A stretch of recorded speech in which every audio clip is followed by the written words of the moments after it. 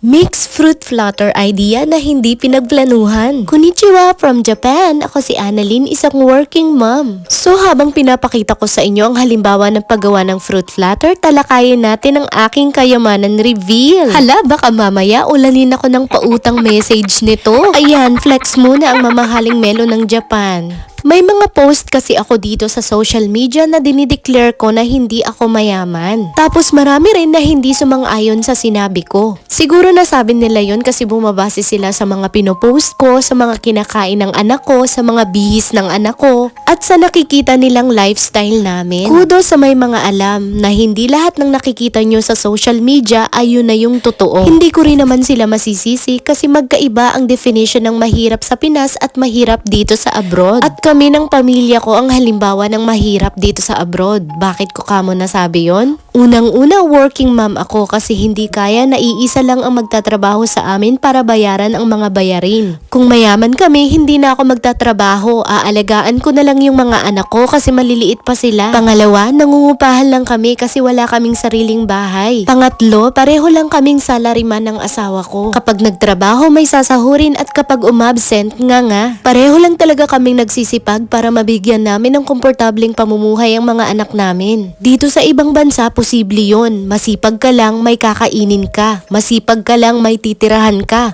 Masipag ka lang, may mga damit kang isusuot kapag malamig ang panahon. Kung ang definition ninyo ng isang mayaman ay maraming ari-arian o kaya maraming pera sa bangko, pasensya na sa mga madidisappoint ko pero wala ako ng mga yon. Sa ngayon, ang kayamanan ko talaga ay ang mga anak ko at ang mabait at masipag kong asawa. Kilig yarn. So guys, sana maintindihan nyo na hindi ako mayaman financially pero mayaman ako mentally and emotionally. Yun lang. Bye!